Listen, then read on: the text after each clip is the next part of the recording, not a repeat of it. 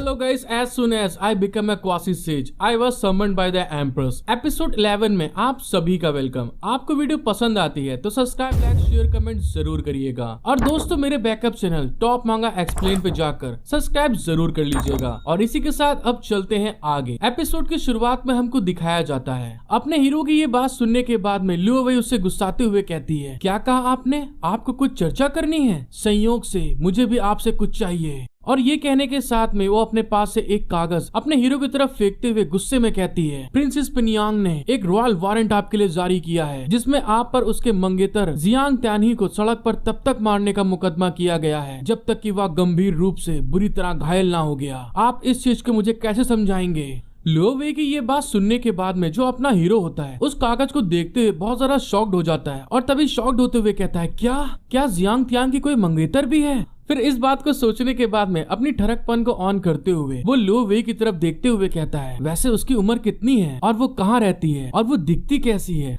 अपने ठरकी हीरो ने जैसे ये बात बोली होती है तभी लियो वेई बहुत ज्यादा गुस्सा जाती है और उसका कॉलर पकड़ के रगड़ते हुए चिल्ला के कहती है, क्या तुम बस इतना ही सोचते रहते हो? मैंने तुमसे पूछा कि जियांग त्यान को क्यों मारा तुमने? एम्प्रेस जब उसके कॉलर को पकड़ के हिला रही होती तभी एकदम से अपना हीरो अपने रोमांटिक मोड को ऑन कर लेता है और उसके चिन को एकदम से पकड़ लेता है, जिस चीज से लियो वेई शॉक्ड हो जाती है। और तभी अपना हीरो उसकी चिन को पकड़ के एकदम उसके क्लोज आ जाता है और मैं तो उसके हाथ को देख के शॉक्ड हूँ कि कहाँ से निकाल के लाया है। और फिर उसके क्लोज आते हुए उससे कहता है, वो लड़का मेरी औरत को चाहने की हिम्मत कर रहा था, मैं कैसे चुप रहकर उसे नजरअंदाज कर सकता था? उसकी ये बात सुनने के बाद में लियो वेई को दिखाते वो एकदम शॉक्ड हो जाती है, ब्लश करने लगती है। और आपको पता है कि अपने हीरो के नस नस में ठरकपन बसी हुई है। और तभी वो वहाँ पे एम्प्रेस को प्रपोज करते हुए उसके बम पे एक हाथ मारता है जिससे कि एम्प्रेस शॉक्ड होकर चिल्ला देती है, आह ये क्या कर रहे हो? फिर अपना हीरो बड़े एटीट्यूड में कि उसने बड़ा अच्छा काम किया है रंगबाजी में उससे कहता है, खैर ये होने के बाद में ऐसा ही महसूस होता है। और दूसरे साइड में हमको दिखाया जाता है जो लियो वेई होती है वो गुस्से में बहुत ज्यादा कांप रही होती है। और अगले पल ही दोस्तों हमको दिखाया जाता है अपना हीरोइन के लियो वेई भी उसके बम पे एक लात मारते हुए कहती है, तो अब बताओ मुझे, क्या मेरी लात खाने के बाद में ऐसा ही फील होता है? और उसकी एक लात में दोस्तों उसके मुंह से खून निकल आता है और वो शॉक्ड भी हो जाता है कि ये क्या कह रही है। और फिर गुस्से में अपने हीरो के सामने आकर ब्लश करते हुए चिल्ला के कहती है, प्रिंसेस पिंगयांग के फादर पिंगयांग के राजा हैं और वो मुझसे मिलने के लिए शाही पार्टी में आए थे। अगर तुम इस प्रॉब्लम का कोई हल नहीं निकाल सकते हो तो मैं तुम्हारी चिड़िया को कुत्तों के आगे काट कर डाल दूंगी। सच में यार बड़ी खतरनाक है ये तो। और ये बात कहने के साथ में वो चिल्लाते हुए चली जाती है और दूसरे साइड में अपने हीरो को दिखाया जाता है उसको एक लात में दोस्तों दिन में तारे नजर आ जाते हैं। फिर वो थोड़ी देर बाद अपने आप को संभालते हुए अपने गाल को पकड़ के उठते हुए कहता है, ये औरत के लिए अपना चेहरा बदलना बहुत आसान है, चलो फिर ठीक है, देखते हैं क्या प्रॉब्लम है। और फिर ये कहने के साथ में वहीं पे बैठ जाता है और उस पल को याद करता है जब घोस्ट ने एम्प्रेस के ऊपर कंट्रोल कर लिया था और वो लियो वेई के साथ में बहुत ज्यादा उत्तेजित हो गई थी, मतलब उसके साथ में बाजाबाजी खेलना चाहती थी। उस पल को याद करते हुए हंस के कहता है, वैसे देखा जाए तो लियो वेई जुयांग से इतनी रात में मिलने के लिए क्यों आई? क्या वो लियो वेई के मूंगफली को बढ़ाने के लिए कुछ और सुधार करना चाहती है? जो समझदार है वो इस चीज को समझ लेना दोस्तों। और इस बात को सोचते हुए खिड़की को खोल के अंदर झांकते हुए कहता है, अरे मुझे भी देखने दो क्या चल रहा है अंदर। और अपना हीरो जैसे ही वहाँ पे झांकने की कोशिश करता है तभी लियो वेई को दिखाते हैं वो वहाँ पे एक बाल्टी पानी लाकर सीधे उसके मुंह पर डाल देती है। और उस बाल्टी के पानी को पड़ते ही अपने हीरो को ऐसा फील होता है जैसे वो कुएं के अंदर घुस गया हो। उसको रात में एकदम रतौंदी आ जाती है, उसे कुछ दिख नहीं रहा होता है। और दोस्तों हमारा सीन शिफ्ट हो जाता है और हमें अगली सुबह स्प्रिंग ब्रिज बिल्डिंग में दिखाया जाता है जहाँ पर अपना हीरो अपने स्टूडेंट के साथ में बैठा होता है और वहाँ पे बैठे हुए टाइम पास कर रहा होता है, चाय पी रहा होता है। तभी उसका मोटा डिसाइपल उससे पूछता है, बॉस क्या हुआ? आप हमें इतनी जल्दी क्यों ढूंढ रहे थे? उनकी ये बात सुनने के बाद में अपना हीरो वहाँ पे अंगूर को तोड़ के खा रहा होता है और तभी हमें दिखाते हैं अपने हीरो के पीछे हान जियांग होती है जो कि उसके लिए अंगूर लाई होती खाने के लिए। तभी वो अंगूर खाते हुए कहता है, मैं किसी के बारे में जानना चाहता हूँ, क्या तुम प्रिंसेस पिंगयांग को जानते हो? अपने ठरकी हीरो ने जैसे पिंगयांग का नाम लिया होता है दोस्तों वहाँ पे जो उसके डिसाइपल होते हैं दोनों के दोनों शॉक्ड हो जाते हैं। और तभी मोटा डिसाइपल शॉक्ड होते हुए कहता है, प्रिंसेस पिंगयांग ये लड़की अच्छी लड़की नहीं है और वो आदमी को पसंद नहीं करती है और साथ ही साथ वो चाकू और तलवारों के साथ में डांस करना पसंद करती है। और ऐसा माना जाता है कि सारी की सारी जवान पीढ़ी में ऐसा कोई भी नहीं है जो उसको हरा सके। उन लोग की ये बात सुनने के बाद में अपना हीरो वहाँ पे अंगूर को निकालते हुए उनसे कहता है, अरे ये तो नॉर्मल है, जब तक कि जीवन इसे मजबूत ना करे कौन सी ऐसी औरत होगी जो हर दिन सिलाई करना पसंद करती है। और ये कहते हुए जैसे वो अंगूर को उठाने के लिए अपना हाथ बढ़ाता है दोस्तों, वो हान जियांग के बलून को वहाँ पे पकड़ लेता है और उसमें से अंगूर को निकाल रहा होता है। उसके अंगूर जैसे बाहर निकलने वाले होते हैं तभी हान जियांग वहाँ पे शॉक्ड हो जाती है और कहती है, अरे ये क्या कर रहे हैं आप? और उसने सबके सामने उसके अंगूरों को पकड़ लिया होता है, जिस चीज से हान जियांग वहाँ पे शॉक्ड होके शर्माते हुए रो के भाग जाती है और रोते हुए कहती है, अरे ये सच में अंगूर नहीं है, मेरे पास अंगूर नहीं है, मैं बाद में इसे दे दूंगी। और दूसरी साइड में हमको दिखाया जाता है अपने लौंडे को ये समझ में नहीं आता, अरे यार मैंने किया क्या? ये सारी चीजें करने के बाद में भी इसको पता ही नहीं चलता इसने क्या कर दिया। हान जियांग के अपने अंगूर को बचाने के भाग के जाने के बाद में वो जो पतलू होता फिर से बात को कैरी ऑन करते हुए उससे कहता है, वैसे आजकल मैंने सुना है कि पिंग यांग का राजा बहुत ज्यादा गुस्सा है, इसलिए उसने एक ऐसे पति की तलाश की जो उसके लिए एक सिविल ऑफिसर हो। घर में गिरफ्तार करने के बाद उसने बॉस को रोका और आप इस औरत बॉस के बारे में सवाल क्यों कर रहे हैं? अपने पतलू डिसेबल की ये बात सुनने के बाद में अपना हीरो वहाँ पर शांति से उसको बताता है, अरे उसके मंगेतर का नाम जियांग तियान यही है। वो लोग जैसे ये बात सुनते हैं तभी एकदम से दोनों शॉक्ड हो जाते हैं, घबरा जाते हैं। मोटू के मुंह से जो चाय पी रहा होता है वो निकल आती है, उसकी आंखें फट जाती हैं एकदम, और तभी चिल्ला के कहता है, क्या बॉस ने उसे तब तक इतनी जोर से नहीं मारा था जब तक कि वो बेहोश नहीं हो गया था? फिर अपना हीरो बड़ी शांति से वहाँ पे उनको बताता है, प्रिंसेस पियांग पहले से ही जानती है कि मैंने उसे पीटा है और एम्प्रेस पर उन्होंने दावा किया है। ये बात सुनने के बाद में जो मोटू होता है वो कांपने लगता है।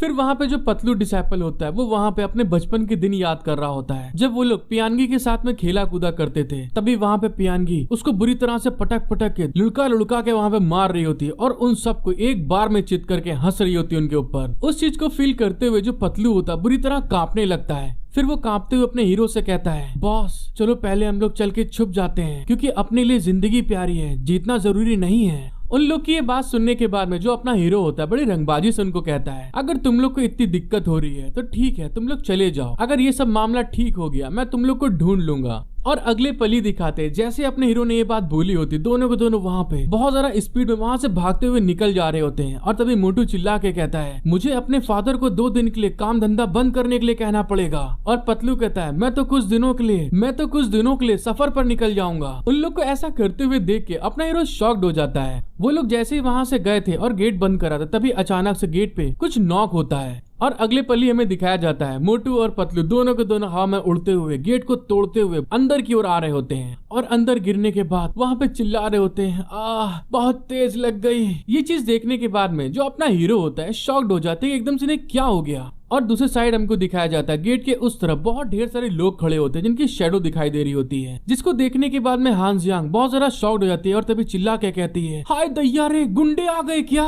अपने दोनों डिसाइपल को वहाँ पे गिरे पड़े देख के उनके बगल में आकर अपना हीरो हंसते हुए कहता है, मेरे दोनों ब्रदर सच में बहुत वफादार हैं। वो दोनों तो तुरंत वापस चले आए मेरे साथ चलने के लिए। चलो फिर ठीक है, जल्दी करते हैं, इस प्रॉब्लम को दूर करें। उसने जैसे ये बात बोली होती तभी दिखाते दूसरे साइड से बहुत ढेर सारे लोगों के जो कदम होते हैं वो अंदर की तरफ आ रहे होते हैं और तभी हमें दिखाया जाता है वहाँ पर बहुत ढेर सारे गार्ड बिल्कुल मुस्टंडे दोस्तों बॉडी बिल्डर उस गेट के अंदर आ रहे होते हैं और तभी चिल्ला के कहते हैं, प्रिंसेस पियांग आ गई हैं। उनके ये कहने के बाद में हमें प्रिंसेस पियांग की झलक दिखाई जाती है। उनके बलून बहुत बड़े बड़े होते हैं और वो साथ में ही अपने हाथ में हंटर पकड़े होती हैं। बॉडीगार्ड ने जैसे ये बात बोली होती तभी प्रिंसेस पियांग बड़ी अदाओं के साथ में अंदर चलते हुए आके गुस्से में चिल्ला के कहती है, लिन नाम किसका है, चलो जल्दी बाहर आओ। और दोस्तों सच में यार इसके पास तो बहुत बड़ी डेयरी है और देखने में प्रिंसेस पियांग बहुत खूबसूरत हॉट एंड सेक्सी होती है। जब अपना टर्की हीरो वहाँ पे इतनी मस्त हॉट एंड सेक्सी बड़े बैलून वाली लड़की को देखता है तो अपने ऊपर कंट्रोल नहीं कर पाता है और अचानक से अपनी स्पीड को यूज करते हुए उनके सामने आके खड़ा हो जाता है और हंसते हुए कहता है, मैंने इस प्रिंसेस के बारे में सुना है, हेलो प्रिंसेस।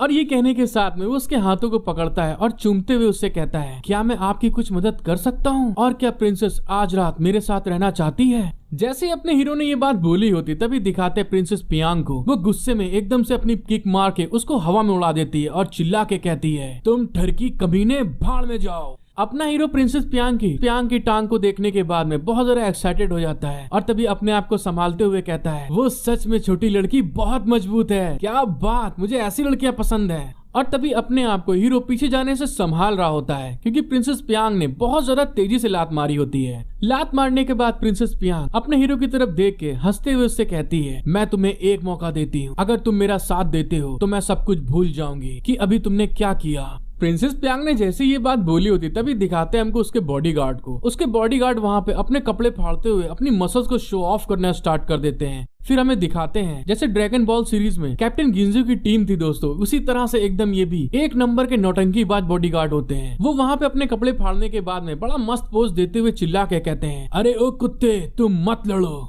अपना हीरो जैसे इन लड़कों के नंगे बदन को देखता है तभी वो थोड़ा गुस्सा जाता है, क्योंकि वो प्रिंसेस प्यांगी तो जानबूझ के मार खा रहा था। अपनी पावर को यूज करते हुए अपना हीरो बस हल्का सा मुक्का मारता है और वो सारे के सारे आसमान की सैर करने के लिए निकल जाते हैं। तभी अपना हीरो बड़ी कूल लुक के साथ में आगे बढ़ते हुए कहता है, तुम सभी कबाब में हड्डी मुझे एक लड़की को इन्वाइट करने से रोक रहे हो। Hello guys, as soon as I become a quasi sage, I was summoned by the Empress। Episode 12 में आप सभी का वेलकम। आपको वीडियो पसंद आती है तो सब्सक्राइब, लाइक, शेयर, कमेंट जरूर करिएगा। और जो मैंने बैकअप चैनल बनाया है टॉप मांगा एक्सप्लेन, उस पर भी जाकर सब्सक्राइब कर लीजिएगा। और इसी के साथ अब चलते हैं आगे। एपिसोड की स्टार्टिंग में हमको दिखाया जाता है जब प्रिंसेस प्यांगी ये देखती हैं कि उनके बॉडीगार्ड को इसने मार के उड़ा दिया होता है, तभी वो गुस्से में उसके ऊपर अटैक करने के लिए आगे बढ़ती है और अपने हंटर से उसके ऊपर अटैक करते हुए कहती है, तुम्हारी स्किल इतनी भी बुरी नहीं है और तुम्हें लियान जियाजी से लड़ना बहुत ज्यादा पसंद है ना, चलो ठीक है तुम्हारी जिंदगी को। और ये कहते हुए वो अपने हीरो के ऊपर अटैक कर देती है।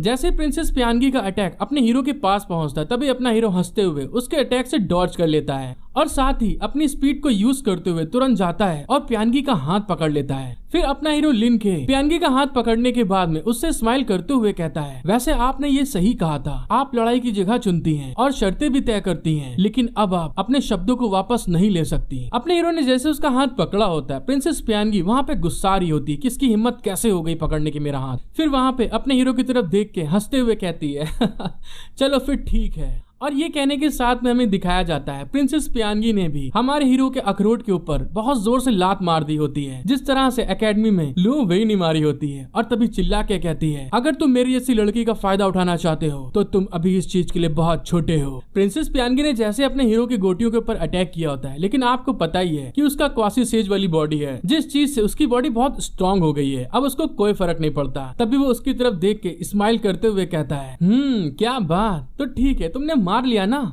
और ये कहने के साथ में वो प्रिंसेस प्यांगी की टांगों को पकड़ता है और वहाँ पे बड़े डांसिंग स्टाइल के अंदाज में उसकी टांगों को उठा लेता है और प्रिंसेस प्यांगी से फ्लर्ट करते हुए कहता है, वैसे आप किस बेस पर हैं? ऐसा कहा जाता है आप जैसी एक यंग ब्यूटी प्याज की पत्तियों की तरह और उसकी शाखाएं लंबे समय से पेड़ों में जड़ें जमा चुकी होती हैं और तुम इसे अपनी आंखों से क्यों नहीं देखती हो? चलो ठीक है मैं तुम्हें अकेले ले जाके दिखाता हूँ। अपने हीरो की ये बात सुनने के बाद में प्रिंसेस प्यांगी वहाँ पे ब्लश करते हुए चिल्ला के कहती है, कौन इसे देखना चाहता है? अगर हिम्मत है तो अपना नाम बताओ, मैं अपने फादर की घोड़सवार सेना को तुम्हारे घर पर भेज दूंगी तुम्हें मारने के लिए। प्रिंसेस प्यांगी ने जैसे ये बात बोली होती तभी दिखाते अपने रोमांटिक हीरो को। वो एकदम से प्रिंसेस प्यांगी के चेहरे के एकदम क्लोज आ जाता है और उसके पास आकर बड़े अंदाज में कहता है, आप जिस लिन की तलाश में आई थी क्या तुम नहीं जानती कि मैं कौन हूँ? उसको इतना क्लोज आते हुए देखने के बाद में प्रिंसेस प्यांगी वहाँ पे ब्लश करने लगती है और उसके पसीने आने लगते हैं। और तभी अचानक से प्रिंसेस प्यांगी की दिमाग की बत्ती जलती है और वहीं पे वो ब्लश करते हुए शॉक्ड होकर चिल्ला के कहती है, क्या तुम लिन के हो? अपना हीरो जब प्रिंसेस प्यांगी के मुंह से अपना नाम सुनता है तो वहाँ पे बहुत ज्यादा रोमांटिक हो जाता है और उसको उसी तरह पोजीशन में पकड़े हुए बड़े एटीट्यूड में कहता है, हाँ मैं वही हूँ तुम्हारा रखवाला जो तुम्हारी बॉडी को प्रोटेक्ट करेगा। और दूसरे साइड में हमको दिखाया जाता है जो अपने हीरो के डिसाइपल्स होते हैं, उनकी हालत बहुत ज्यादा खराब हो चुकी होती है वहाँ गिरने के बाद में। और तभी अपना हीरो प्रिंसेस प्यांगी से कहता है, जिस पर आपने अभी आरोप लगाया है वो तुआन लिनके है। मैं वापस आने के बाद में बहुत चिंता में था और जब आपको देखा तो मुझे एहसास हुआ मैंने गलत किया। मुझे तुम सजा दो क्योंकि मैं इस लायक नहीं हूँ और मुझे तुम जेल में डाल दो। और मैं तो कहता हूँ तुम मुझे अपने साथ ले जाकर कुछ दिनों के बाद में फांसी भी दे सकती हो। फिर ये कहने के साथ में वो उसकी तरफ फिर से रोमांटिक अंदाज को ऑन करते हुए कहता है, वैसे अब आप ये बताइए जो कुछ भी आपने यहाँ पर किया है तो तुम मुझे मुआवजा कैसे दोगी? फिर दोस्तों हमको दिखाया जाता है जो अपने हीरो का जादू होता है वो प्रिंसेस प्यांगी के ऊपर छा चुका होता है। वो वहाँ पे ब्लश करते हुए उससे कहती है, फिर तुम जो चाहो मैं आपके लिए अपना सबसे अच्छा करके दूंगी। और इस बात को कहते हुए वो वहाँ पे खूब ब्लश कर रही होती है। फिर हमें दिखाया जाता है जो प्रिंसेस प्यांगी होती है अपने हीरो की तरफ ब्लश करते हुए अपने चेहरे को आगे बढ़ा के कहती है, तो ठीक है तुम ले लो मुझसे मुआवजा। और अपना हीरो वहाँ पे मीठी स्माइल दे रहा होता है। वो जैसे वहाँ पे किस करने वाले होते हैं तभी अचानक से दिखाते हैं एक गार्ड को होश आ जाता है और वहाँ पे वो चिल्ला के कहता है, तुम हमारी राजकुमारी को छोड़ दो। और ये कहने के साथ में हमें दिखाया जाता है जो अपने हीरो का मोटू डिसाइपल होता है उसको उन लोग पकड़ लेते हैं और अपने हीरो को धमकाते हुए कहते हैं, कमांडर लिनके, तुम्हारा डिसाइपल मेरे हाथ में है, प्रिंसेस को वहाँ से जाने दो। अगर तुमने ऐसा नहीं किया कमांडर लिनके तो तुम्हारा डिसाइपल अपनी जान से हाथ धो बैठेगा। जब अपना हीरो ये चीज सुनता है तभी वहाँ पे बड़े एटीट्यूड में कहता है, ओह अरे ठीक है, तुम उसे दूसरी जगह पे ले जाओ और उसे मार डालो। इस बात के लिए मुझ पर खून मत छिड़को। क्या तुम नहीं देख सकते हो कि मैं अभी बहुत जरूरी काम कर रहा हूँ? अपने हीरो की ये बात सुनने के बाद में जो बॉडीगार्ड होते हैं वो भी शॉक्ड हो जाते हैं कि इसको क्या हुआ, और तभी घबराते हुए कहते हैं, क्या यहाँ पर कुछ गड़बड़ है? दूसरा कहता है, क्या वो सही तरह से देख नहीं पाया कि हम उसके डिसाइपल को पकड़े हुए हैं? और फिर हमें दिखाया जाता है अपना हीरो वहीं पे दोबारा कंटिन्यू हो जाता है जहाँ पे उसने छोड़ा था। वो प्रिंसेस प्यानगी की तरफ अपने होठों को रोल करते हुए आगे बढ़ा के चुम्मी लेने के लिए कहता है, तो ठीक है हम लोग जारी रखते हैं। और प्रिंसेस प्यानगी उसको दूर हटाते हुए कहती है, अरे मुझे नहीं चाहिए तुम्हारी पप्पी, हटाओ, ऐसा मत करो। और तभी प्रिंसेस प्यांग अपने हीरो को धक्का देते हुए गुस्से में चिल्ला के कहती है अपने गार्ड से, अगर कमांडर लिन मर गए तो तुम में से कोई भी जिंदा नहीं रह सकता। प्रिंसेस प्यानगी ने जैसे उसको धक्का दिया होता है तभी वो ये बात सुनने के बाद में शॉक्ड हो जाता है और तभी कहता है, ये क्या बोल रही हो तुम? और हमें दूसरे साइड में दिखाया जाता है प्रिंसेस प्यानगी को दोस्तों, जो कि अपने हीरो के प्यार में बुरी तरह पागल हो चुकी होती है। वो वहाँ पे अपने हीरो को बड़ी मस्त अदाएं दिखाते हुए उससे कहती है, अगर तुम आज रात पिनयांग पैलेस में आने की हिम्मत करते हो तो मैं इस किस को बाद में आपको दूंगी। और ये बात को कहते हुए वहाँ से जा रही होती है, लेकिन जो उसके बॉडीगार्ड होते हैं वो वहाँ पे अपने हीरो की तरफ देख के गुस्साते हुए चिल्ला के कहता है, बिना मास्क के छोटे शरीर वाले लड़के, मैं तुम्हें चेतावनी देता हूँ कि ऐसा करने के बारे में सोचना भी मत। और उस जगह से जा रहे होते हैं और तभी बॉडीगार्ड जाते हुए कहता है, हम वहाँ पर तुम्हारी छुट्टी कर देंगे। और अपना हीरो उनको ऐसे जाते हुए देख रहा होता है। जब प्रिंसेस प्यानगी वहाँ से जा रही होती तभी वो वहाँ पे कहता है, डार्लिंग तुम मेरा इंतजार करना, मैं आज रात वहाँ पे जरूर आऊंगा। क्योंकि दोस्तों आपको मालूम ही है एक नंबर का ठरकी इंसान है ये, एक मौका नहीं छोड़ता है। और यहाँ तो उसको बिल्कुल खुल्लम खुल्ला प्यार मिलने की बात हो रही है। जब अपने हीरो की ये बात पतलू डिसाइपल सुनता है तो वहाँ पे घबराते हुए बड़ी मुश्किल से उठ के कहता है, मुझे आज रात कहीं जाना है। उसकी ये बात सुनने के बाद में लिनके उसकी तरफ देख के थोड़ा गुस्साते हुए कहता है, तुम्हारे साथ क्या गलत है? पतला वाला डिसाइपल जब अपने मास्टर को इस तरह से गुस्से में देखता है तभी वहाँ पे घबराते हुए उनसे कहता है, क्या हम मिलकर झांग वाई को नहीं बचाएंगे? अपना हीरो जैसे ही झांग वाई का नाम सुनता है तभी वहाँ पे शॉक्ड होते हुए कहता है, क्या झांग वाई को बचाएं? और तभी दोस्तों हमको पता चलता है जो मोटू वाला डिसाइपल होता है उसी का नाम झांग वई होता है। और तभी वहाँ पे एक बॉडी बिल्डर झांग वई को वहाँ पे दबा के हाथों में ले जा रहा होता है, जिसको देखते हुए पतलू डिसाइपल चिल्ला के कहता है, झांग वई को उन्होंने किडनैप कर लिया है। तभी हमें दूसरी साइड में दिखाया जाता है प्रिंसेस प्यानगी को, वो वहाँ पे मोटू को किडनैप करने के बाद में हंसते हुए कहती है, जियांग तियानी को पढ़ाने वाले लिनके को मैंने पकड़ लिया, अब देखना मेरे फादर किस तरह से मेरी तारीफ करेंगे। मोटू को वो लिनके समझ के पकड़ के ले जा रही होती है। जब अपना हीरो ये चीज देखता है वहाँ पे तभी वो रोते हुए कहता है, मेरी किस्मत हमेशा खराब क्यों रहती है, क्योंकि वो चाहता था कि मेरे को पकड़ के ले जाओ। फिर ये कहने के साथ में हमारा सीन वहाँ पे शिफ्ट हो जाता है और हमें रात के समय पे पिनयांग पैलेस को दिखाया जाता है। और हमें पिनयांग पैलेस के अंदर हमें प्रिंसेस प्यानगी के रूम का दिखाया जाता है, जहाँ पे उसका फियांसे लेटा होता है और वहाँ पे एक बोरी के अंदर एक आदमी बुरी तरह से चिल्ला रहा होता है। जो स्टेट मास्टर का सेकंड डिसाइपल होता है वो उसके रूम में आ जाता है और तभी वहाँ पे हमको प्रिंसेस प्यानगी के फियांसे को दिखाया जाता है, जिसके चारों तरफ बुरी तरह से पट्टियां लिपटी होती हैं। इस तरह से कुत्ते के तरीके मारा था अपने हीरो ने उसको। तभी उसको देखते हुए प्रिंसेस प्यानगी कहती हैं, तो आप कैसे हैं, क्या आपने उसको पकड़ा? और दूसरे साइड में जो प्रिंसेस प्यानगी बोरे के अंदर मोटू को डाल के लाई होती है वो बुरी तरह से कांप रहा होता है और चिल्ला रहा होता है। प्रिंसेस प्यानगी की ये बात सुनने के बाद में जो स्टेट मास्टर का सेकंड डिसाइपल होता है वो उसकी तरफ देख के अपना सर नाम में हिलाते हुए कहता है, मैंने जब उस आदमी से लास्ट टाइम फाइट की थी तो मुझे लगता है कि शायद उसकी कल्टीवेशन 5 रियल्म के किसी भी मार्शल आर्टिस्ट से कम नहीं है। प्रिंसेस प्यानगी जब ये चीज सुनती है तभी वो शॉक्ड होते हुए कहती है, क्या?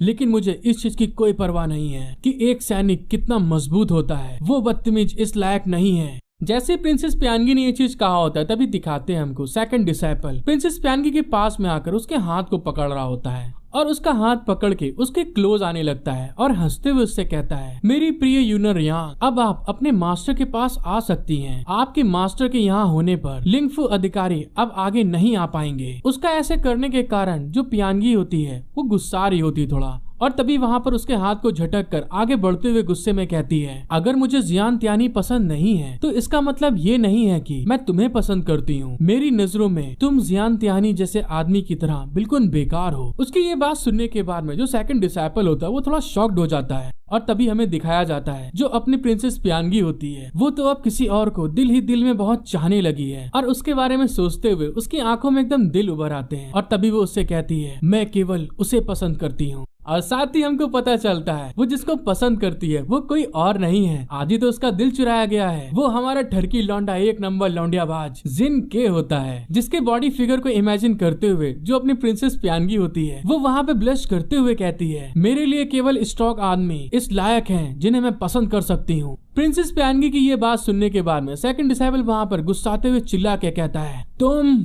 उसने जैसे ये बात बोली होती तभी दिखाते एकदम से गेट के बाहर बहुत जोर से कोई चिल्ला के कहता है, तुम बदतमीज, क्या तुम अब भी अपने फादर को राजा के रूप में देखती हो? ये बात सुनने के बाद में वो दोनों वहाँ पे बहुत ज्यादा शॉक्ड हो जाते हैं और तभी जब सेकंड डिसाइपल देखता है कि प्रिंसेस प्यांगी के फादर यहाँ पे आ रहे हैं तभी वो इस बात को सोचते हुए घबरा जाता है और अगले पल में दिखाया जाता है वो वहाँ की खिड़की को खोलता है और वहाँ से कूद के बाहर भागते हुए प्रिंसेस प्यांगी से कहता है, पिंग यांग के राजा वापस आ गए हैं और स्टेट मास्टर का आदेश दिया गया है, आपको इसके बारे में सोचना चाहिए। वो जैसे ही वहाँ से भाग के जाता है तभी हमें दिखाते हैं एकदम से वहाँ पे कोई चलता हुआ अंदर की ओर आ रहा होता है। फिर हमको पता चलता है ये कोई और नहीं होता है, यही प्रिंसेस प्यांगी के फादर होते हैं जो वहाँ रूम में अंदर आते हुए गुस्साते हुए कहते हैं, मैंने तुमसे कहा था कि तुम यहीं पे रुककर अपने मंगेतर का ख्याल रखो, लेकिन आपको बाहर जाकर बस गड़बड़ करनी है और यहाँ तक कि आपने यहाँ के कमांडर लिन के को गिरफ्तार करने के लिए भी कहा है। Hello guys, as soon as I become a quasi sage, I was summoned by the Empress। Episode 13 में आप सभी का वेलकम। आपको वीडियो पसंद आती है तो सब्सक्राइब, लाइक, शेयर, कमेंट जरूर करिएगा। और दोस्तों जो मैंने न्यू बैकअप चैनल टॉप मांगा एक्सप्लेन्स बनाया है उस पर भी जाकर सब्सक्राइब कर लीजिएगा। और इसी के साथ अब चलते हैं आगे। एपिसोड की शुरुआत में हमको दिखाया जाता है अपना ठरकी हीरो और उसका पतला डिसाइपल वहीं पे झाड़ियों के पीछे पिनयांग पैलेस के बाहर छुप कर देख रहे होते हैं और तभी वहाँ पे देखते हुए अपना हीरो अपने डिसाइपल से बोलता है, जैसा कि हमने प्लान बनाया था यहाँ पर काम करने का, तुम झांग वाई को बचाने के लिए जाओगे और जबकि मैं प्रिंसेस को ढूंढने के लिए जाता हूँ। और इस बात को कहने के साथ में वो अपने पास से एक डैगर निकालता है और अपने पतले स्टूडेंट को देते हुए कहता है, तुम ये रख लो, अगर कोई दिक्कत होती है तो इसका इस्तेमाल करना। उस डैगर को देखने के बाद में पतलू डिसाइपल बुरी तरह डर जाता है क्योंकि दोस्त वो तो एक नंबर का फट्टू होता है और फिर वहाँ से घबराते हुए उस डैगर को लेके जाते हुए कहता है, एक तो मेरे को अकेले भेज रहे हैं और ऊपर से मेरे को तलवार पकड़ा दी, अगर इस बीच कुछ हुआ तो आपका क्या होगा?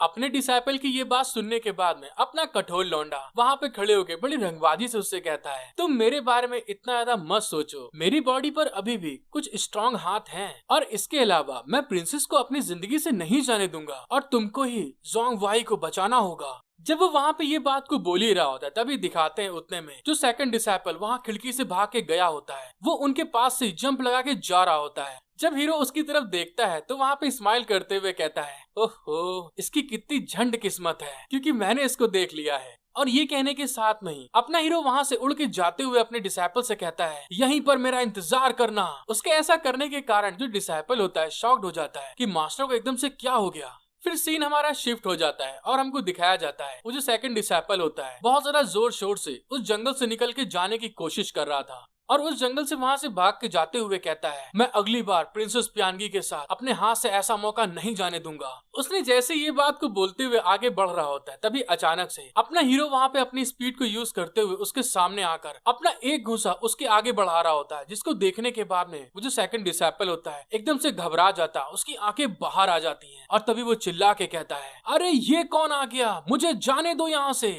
और हमें दिखाया जाता है जैसे ही अपने हीरो ने वो घूंसा उस सेकंड डिसाइपल को मारा होता है। दोस्तों उस घूंसे का इम्पैक्ट इतना भयानक होता है कि सेकंड डिसाइपल सीधे उस घूंसे को खाने के बाद में उड़ता हुआ पीछे जाकर पेड़ों को तोड़ते हुए निकल जाता है। वहाँ पे एक पेड़ का सहारा लेते हुए धीरे से वो खड़ा होते हुए चिल्ला के कहता है, कौन हरामखोर है, कौन कमीना है जिसने मुझ पर हमला करने की हिम्मत करी है।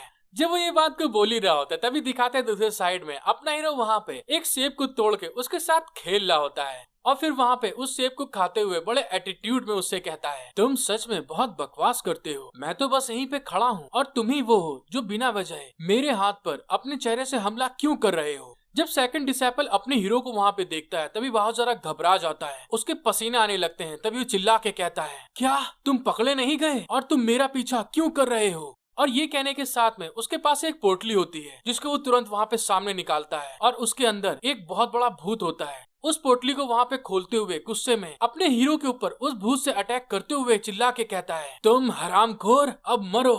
फिर हमें दिखाया जाता है जैसे वहाँ पे वो भूत उस झोली के अंदर से निकलता है दोस्तों, वो सीधे अपने हीरो की तरफ उसको मारने के लिए आगे बढ़ रहा होता है और चिल्ला के कहता है, अरे वाह यान की। जब अपना हीरो उस भूत को आते हुए देखता है तो वहाँ पे वो सेब को अपने खत्म कर चुका होता है और उस सेब के अंदर अपनी स्पिरिचुअल पावर को गैदर करते हुए उस भूत की तरफ देख के हंसते हुए कहता है, क्या तुम्हारे पास फीमेल भूत अब नहीं है? ये तो बिल्कुल आपकी तरह बकवास है। और ये कहने के साथ में हमें दिखाया जाता है वो जो एप्पल के अंदर लास्ट में अपनी पावर को गैदर किया होता है वो सीधे उस भूत के ऊपर वहां से अटैक कर देता है, जिसके इम्पैक्ट के कारण वो भूत वहां पे बिल्कुल डिसअपीयर हो जाता है, गायब हो जाता है। और साथ में दोस्तों हमको दिखाया जाता है वो जो एप्पल होता है सेकंड डिसेपल के सर पे आके लड़ता है, जिस चीज के कारण वो वहां पे बेहोश होते हुए कहता है, ये अच्छा नहीं है। और उसके एप्पल का जो इम्पैक्ट होता है इतना ज्यादा होता है कि वहां पर धूल ही धूल हो जाती है और अपना हीरो वहां पे आगे बढ़ रहा होता है। फिर अपना हीरो वहां जाकर सेकंड डिसेपल की तरफ देख के हंसते हुए उससे कहता है, इस सेब के बचे हुए टुकड़े का इस्तेमाल करना कुछ भी गलत नहीं है।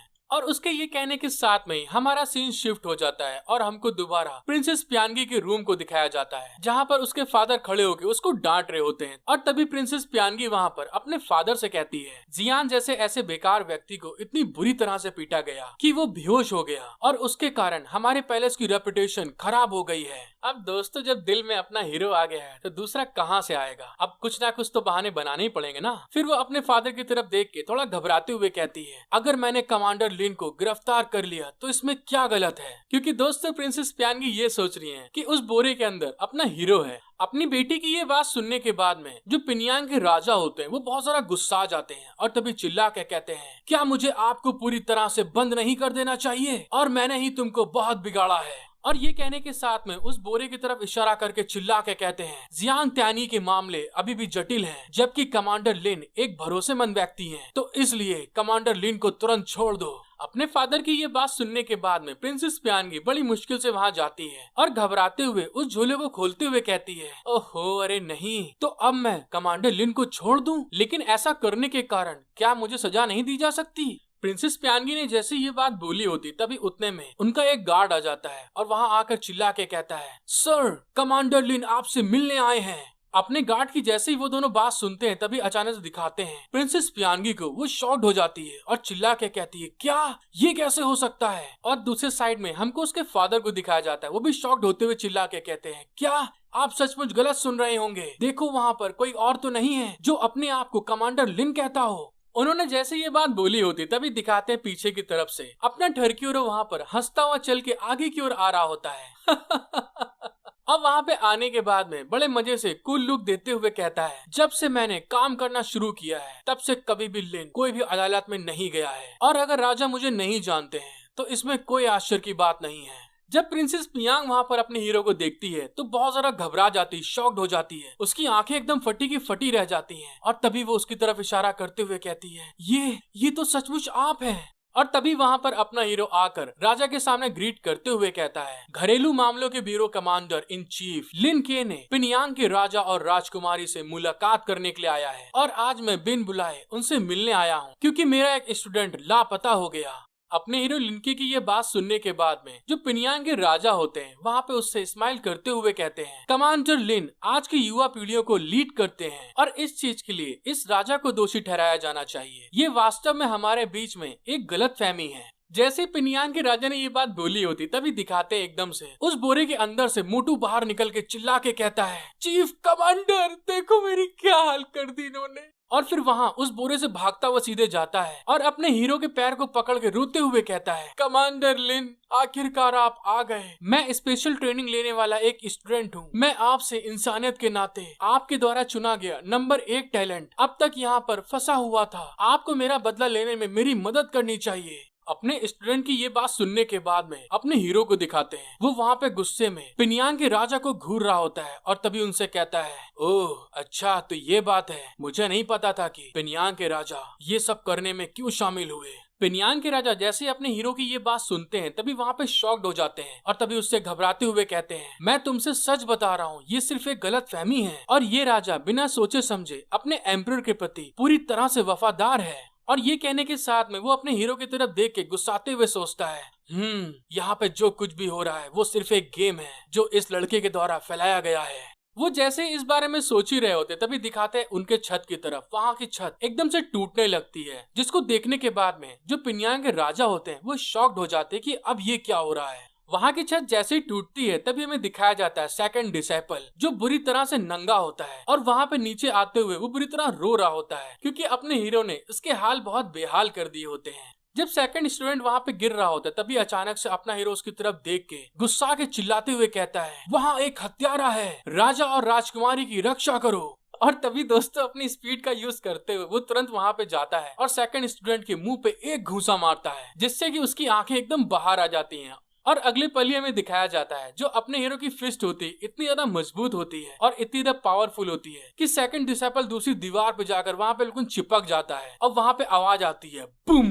Hello guys, as soon as I become a quasi sage I was summoned by the empress. Episode 14 में आप सभी का वेलकम। आपको वीडियो पसंद आती है तो सब्सक्राइब, लाइक, शेयर, कमेंट जरूर करिएगा। और हाँ दोस्तों, जो मेरा न्यू बैकअप चैनल है उस पर भी जाकर सब्सक्राइब कर लीजिएगा क्योंकि बहुत जल्द आपको एक्शन, फाइट, थ्रिलर टाइप की मांगा उस पर मिलेंगी और इस वाले चैनल पे रोमांटिक एंड अडल्ट मांगा को एक्सप्लेन करेंगे। और इसी के साथ अब चलते हैं आगे। एपिसोड के स्टार्टिंग में हमको दिखाया जाता है जब अपने हीरो की बात वहाँ के गार्ड सुनते हैं कि राजा पिन्यांग के ऊपर अटैक करने के लिए कोई आया है, तभी वो वहाँ पर सेकंड डिसाइपल को पकड़ने के लिए भागते हैं। लेकिन तभी उतने में सेकंड डिसाइपल थोड़ा अपने आप को संभालते हुए वहाँ से भागने की कोशिश कर रहा होता है और तभी वहाँ पर अपना हीरो खड़े होकर गार्ड को बताता है, हाँ ये सच बात है कि झांग बेली ने स्टूडेंट झांग वाई को किडनैप किया और पैलेस में छिप गया और यहाँ तक कि उसने कुछ बुरा करने की कोशिश करते हुए नंगे होकर प्रिंसेस के आंगन में चलने का साहस भी किया। सौभाग्य से इसे कमांडर ने उससे पहले ही पकड़ लिया। फिर राजा पिन्यांग की तरफ देखते हुए हंस के कहता है, हर कोई बहुत होशियार है। शायद राजा पिन्यांग को पता है कि इस प्रॉब्लम को दुनिया के बाहर कैसे फैलाना है। उसकी ये बात सुनने के बाद में राजा पिन्यांग बहुत ज्यादा शॉक्ड हो जाते हैं कि ये कितना शातिर है और वहाँ पर वो कुछ भी नहीं बोल पा रहे होते, बिल्कुल शांत हो जाते हैं क्योंकि अपने हीरो के आगे बोलना बिल्कुल बेकार होता है। फिर हमारा सीन शिफ्ट होकर अगले दिन में पैलेस के गेट को दिखाते हैं जहाँ पर बहुत ढेर सारे लोग खड़े होके कुछ देखने के बाद में बहुत ज्यादा बातें कर रहे होते हैं। और वहाँ पे पैलेस के गेट के ऊपर एक बैनर लगा होता है जिसके ऊपर लिखा होता है, सिटी के लोगों के लिए एक चेतावनी के रूप में मौत की सजा सुनाई जाएगी क्योंकि उस लड़के के अपराध माफ नहीं किए जा सकते। गद्दार झांग बेली ने प्रिंसेस पर हमला करने के लिए उनको मारने का प्लान बनाया और उसे कमांडर लिन के द्वारा प्रिंसेस के यार्ड में पकड़ लिया गया। तभी वहाँ पे ये बात पढ़ने के बाद में एक आदमी कहता है, ये आदमी तो बहुत बहादुर है, हमें उसे बाद में देखना होगा। फिर गंजा कहता है, वैसे कमांडर लिन के कौन है? मैंने इसके बारे में पहली बार सुना है। तभी वहाँ से कुछ लोग गुजर के जा रहे होते हैं जो कि उस बैनर को देखने के बाद में शॉक्ड हो जाते हैं। और वहाँ पर उस बैनर को पढ़ने के बाद में एक आदमी कहता है, झांग बेली क्या वो स्टेट मास्टर का डिसाइपल नहीं है? उसकी बात सुनने के बाद में बूढ़ा आदमी उससे कहता है, आखिरकार एम्परर के सामने ये आ गया और स्टेट मास्टर की अभी भी सिचुएशन खराब है। हमारे लिए बेहतर होगा कि हम कुछ समय के लिए रुकें और देखें क्योंकि हमें जल्दबाजी में फैसला नहीं लेना चाहिए। फिर हमारा सीन शिफ्ट हो जाता है और हमको एम्परर के हॉल को दिखाया जाता है जहाँ पर बहुत ढेर सारे लोग आए होते हैं। फिर एम्परर लियो वेई वहाँ पर राजा से कहती है, राजा पिंगयान मैंने सुना है कि एक हत्यारा जो कल आपके महल में दाखिल हो गया था, क्या इससे प्रिंसेस डर गई थी? एम्परर की ये बात सुनने के बाद में राजा पिंगयान को दिखाया जाता है। वो उनके सामने ग्रीट करते हुए कहते हैं, मैजेस्टी का इस चीज पर ध्यान देने के लिए धन्यवाद और कमांडर लिन के की स्किल के लिए भी धन्यवाद। उन्होंने खुद गद्दार को पकड़ने की अनुमति दी और मेरी छोटी सी बेटी अब ठीक है। लेकिन ये बहुत दुखद था कि जियान तियानी जो ठीक होने वाला था डर गया और दुर्भाग्य से फिर से वो कोमा में चला गया। पिन्यांग के राजा की ये बात सुनने के बाद में तभी वहाँ बगल में एक आदमी गुस्साते हुए आगे आ जाता है और एम्परर के आगे आकर ग्रीट करते हुए उनसे कहता है, मेरा बेटा गंभीर रूप से घायल हो गया था और जाग नहीं रहा था और यहाँ तक कि एम्पायर के डॉक्टर ने कहा है कि अगर किसी स्पेशल तरीके से इसको नहीं उठाया जाता तो मुझे डर है कि वो अपनी इस जिंदगी में कभी नहीं जाग पाएगा और इनका नाम जियांग ताइफू होता है। और ये कहने के साथ में वो वहाँ पे घुटने के बल बैठ जाता है और एम्परर से विनती करते हुए कहता है, योर मैजेस्टी प्लीज उसको माफ भी कर दीजिए। उस ओल्ड मैन की ये बात सुनने के बाद में एम्परर वहाँ पे गुस्साते हुए कहती है, अगर मुझे मुझे ठीक से याद है तो झांग बेले स्टेट मास्टर का डिसाइपल था। एम्परर की ये बात सुनने के बाद में वहाँ पर स्टेट मास्टर भी आ जाते हैं और वहाँ पर एम्परर से कहते हैं उस डिसाइपल को पढ़ाना बहुत कठिन था और मैंने उसे दरवाजे से बाहर निकाल दिया था। मैंने कभी नहीं सोचा था कि वो आज इस तरह से हत्या करने की कोशिश करेगा।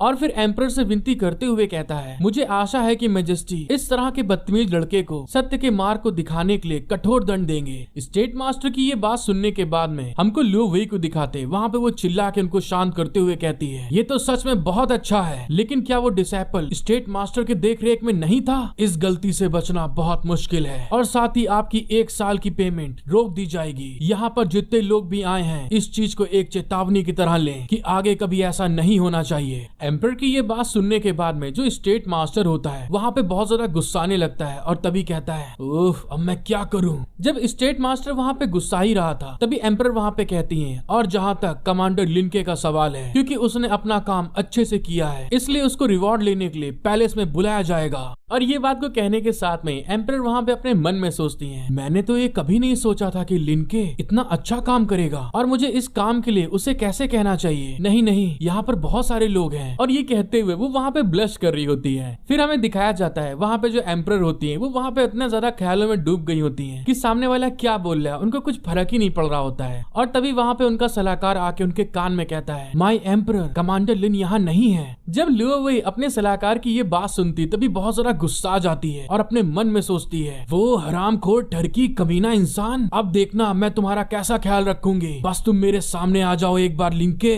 और एम्प्रेस के ये कहते हुए वहाँ से सीन शिफ्ट हो जाता है और हमको पिंगयान पैलेस को दिखाया जाता है और वहाँ पर प्रिंसेस पियांग के रूम में जहाँ पर उसका मंगेतर पड़ा होता है दोस्तों, वहीं पर अपना टर्की हीरो कहता है प्रिंसेस एक सेकंड के लिए रुको, देखो जियान के पास कोई इसका दोस्त है। और तभी वहाँ पे हमको 2 हीरो को दिखाया जाता है जो एक साथ चिपके होते हैं, मतलब उसको गिफ्ट किया होता है किसी ने। तभी वहाँ पे प्रिंसेस पियांग कहती है मास्टर लिन आप मुझसे मिलने आए और साथ में ही आप गिफ्ट लेकर आए, लेकिन आपका इससे मतलब क्या है। और दोस्तों प्रिंसेस पियांग की ये कहने के साथ में हमको वो सीन दिखाया जाता है जिस चीज के लिए आप लोग बेताबी से वेट करते हैं। वहाँ पे प्रिंसेस पियांग आराम से अपने हीरो के साथ में बेड के ऊपर लेटी होती हैं और साथ में ही उसकी बॉडी के हॉटनेस को छू के मजे करते हुए कहती हैं अरे जरा रुकिए, मुझे समझ में आ रहा है आपके कहने का मतलब क्या है। उसकी ये बात सुनने के बाद में अपना हीरो वहाँ पे उससे स्माइल करते हुए कहता है राजा पिंगयान अभी अदालत में है और जियान त्यानी गहरी नींद में सो रहा है, तो इस चीज के कारण हम बाजा बजाने वाली चीजों से जो कि देखने में बहुत सुंदर चीजें हैं उनसे शुरुआत क्यों नहीं करते।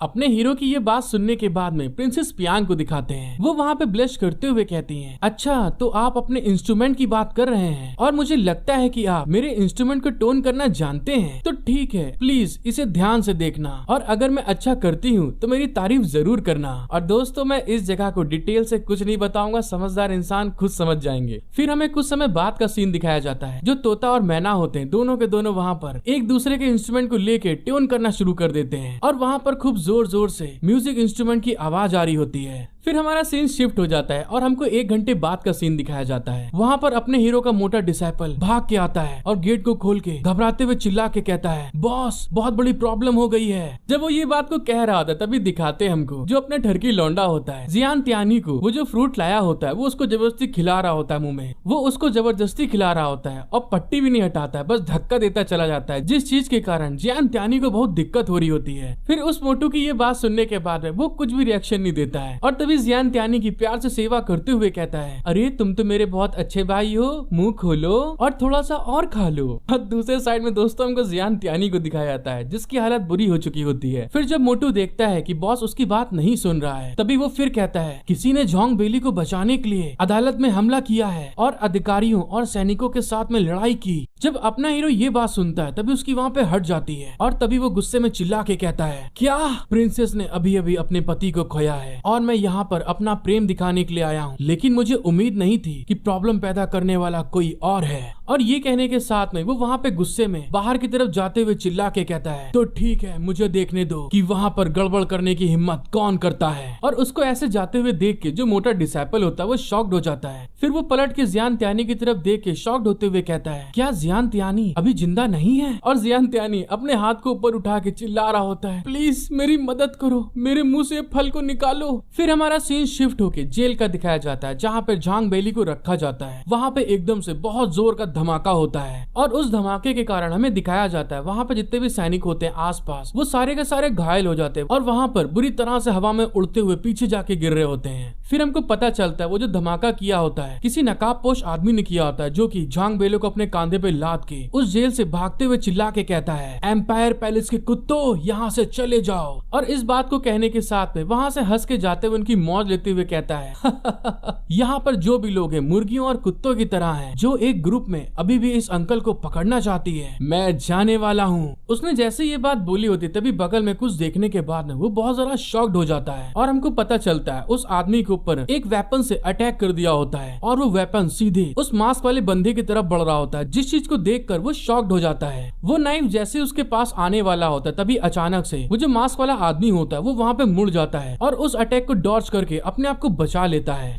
Hello guys, as soon as I became a Quasi Sage, I was summoned by the Empress। Episode 15 में आप सभी का वेलकम। आपको वीडियो पसंद आती है तो सब्सक्राइब, लाइक, शेयर, कमेंट जरूर से करिएगा और जो मैंने बैकअप चैनल बनाया है टॉप मांगा एक्सप्लेन उसको भी जाकर सब्सक्राइब कर लीजिएगा। और इसी के साथ अब चलते हैं आगे। एपिसोड की स्टार्टिंग में हमको दिखाया जाता है वो जो मास्क मैन होता है जब वो उस स्नैप से बच जाता है तभी वो कुछ फील करते हुए बहुत सारा घबरा रहा होता है और अपने मन में कहता है ये जो ऑरा है ये सच में बहुत ताकतवर है। और दोस्तों एक बात तो इस मानवा के लिए कहनी पड़ेगी, जिस किसी ने भी इस मानवा में आर्ट किया है उसने बहुत अच्छा काम किया है क्योंकि उसने हीरो के कपड़े बहुत मस्त बनाए हैं। वहाँ पर अपना हीरो आने के बाद में बड़े एटीट्यूड में खड़ा होकर रंगबाजी में कहता है अगर एम्परर ने उसे मारने का आदेश दिया है तो उसे आधी रात तक रोकने की हिम्मत कौन करता है। फिर हमें वहाँ का सीन दिखाया जाता है, वहाँ पर बहुत ढेर सारी धूल होती है जो हवा में उड़ रही होती है और तभी अपना हीरो कहता है मैं हूँ चीफ कमांडर लिनके। जब वो मास्क वाला आदमी अपने हीरो की पावर को देखता है और उसके ऑरा को महसूस करता है तो उसकी हालत बहुत ज्यादा खराब हो चुकी होती है, उसके पसीने छूट रहे होते हैं और तभी हमें दिखाते हैं उस मास्क मैन के पैरों के पास में खून की बूंद गिर रही होती है। जब वो उस चीज को फील करता है तो बहुत ज्यादा शॉक्ड हो जाता है और तभी घबराते हुए कहता है क्या ये कैसे हो गया। और हमको पता चलता है जो झांग बेली होता है वो बेचारा बहुत बुरी तरह से तड़प तड़प के मर गया होता है और उसी के मुंह से ये खून गिर रहा होता है। जब वो मास्क वाला बंदा ये चीज देखता है तो बहुत सारा गुस्सा जाता है और तभी गुस्से के मारे चिल्ला के कहता है लिनके तुम मौत की तलाश में हो। और इस बात को कहने के साथ में वो अपने हीरो की तरफ अपने फिस्ट को तैयार करते हुए बहुत सारा स्पीड से आगे जा रहा होता है अटैक करने के लिए। जब वहाँ के गार्ड देखते हैं तभी वो उसके सामने आके खड़ा होना मांगते हैं, लेकिन तभी अपना कठोर लौंडा उन गार्ड की तरफ हाथ से इशारा करते हुए कहता है ए तुम सभी पीछे रहो। फिर मास्क मैन की तरफ देख के हंसते हुए कहता है ये तो एक छोटा बच्चा है और अभी तो खेल की शुरुआत हो रही है। वो मास्क मैन जैसे लिनके के सामने आता है अपने घूंसे से अटैक करने के लिए, अपना कठोर लौंडा लिनके अपने सिर्फ एक हाथ को खोलते हुए उसके फिस्ट को वहाँ पे ब्लॉक कर लेता है। उन दोनों के अटैक की पावर जैसे आपस में टकराती है तभी वहाँ पे खूब ढेर सारी स्पिरिचुअल पावर निकलना स्टार्ट हो जाती है। फिर वहाँ पे उसके अटैक को रोकने के साथ में ही अपना हीरो उसकी तरफ हाथ बढ़ाते हुए कहता है वैसे आपकी स्किल के बारे में कुछ है, शायद तुम सिटी के कैपिटल के एक अनजान व्यक्ति नहीं हो, अपना सिर क्यों छुपा रहे हो। अपने हीरो की ये बात सुनने के बाद में वो जो आदमी होता है वो शॉक्ड हो जाता है, कहीं इसने मुझे पहचान तो नहीं लिया।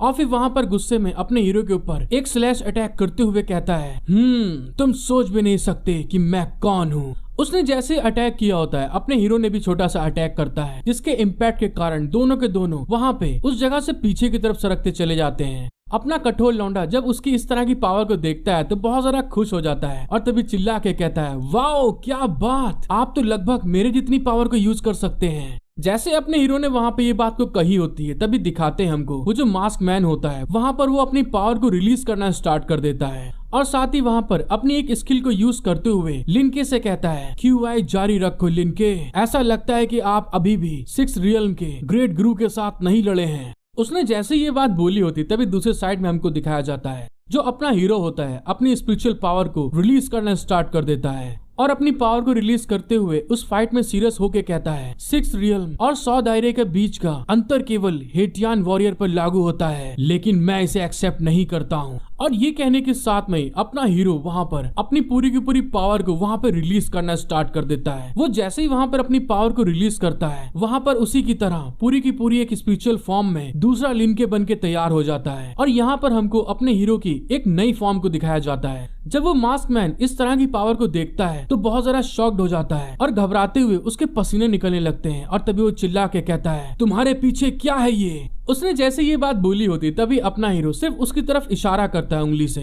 उसने जैसे ही वहां पर उंगली से इशारा करा होता है तभी दिखाते हैं एकदम से अपने हीरो के पास से बहुत ढेर सारी ब्लैक कलर की चेन्स उस मास्क मैन की तरफ आगे बढ़ रही होती हैं। और ये देखने के बाद में अपना हीरो उसकी तरफ इशारा करते हुए उससे कहता है, आपको किसी होली व्यक्ति को सीधे देखने की मनाही है। अपने कठोर लौंडे ने जैसे ये चीज कहा होता है दोस्तों, हमें दिखाया जाता है उसका आज एक लेजेंडरी फॉर्म। जैसे उसने ये कहा, उसका जो स्पिरिचुअल फॉर्म होता है उसके पास से बहुत ढेर सारी स्पिरिचुअल चेन्स निकलना स्टार्ट कर देती हैं। और अपना हीरो वहां पर अपनी स्किल को कहता है, कॉन्ट्रैक्ट सील।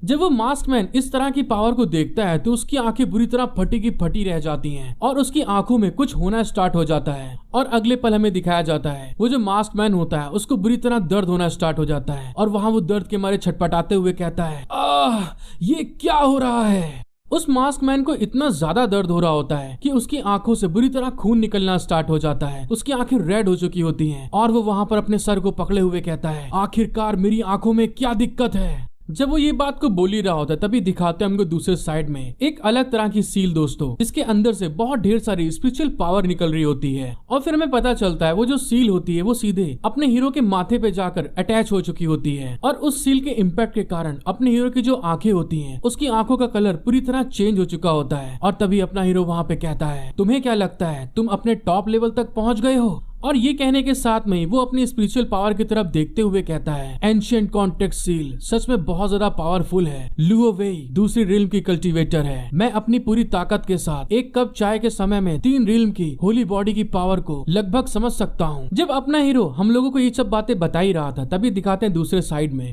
वो जो मास्क मैन होता है उसके पास में एक पर्पल कलर का क्रिस्टल होता है। वो उसको जब निकालता है तो उसमें से बहुत ढेर सारी स्पिरिचुअल पावर निकलने लगती है। और तभी वो अपने हीरो से कहता है, लिनके चाहे तुम कुछ भी करो लेकिन मैं हार नहीं सकता।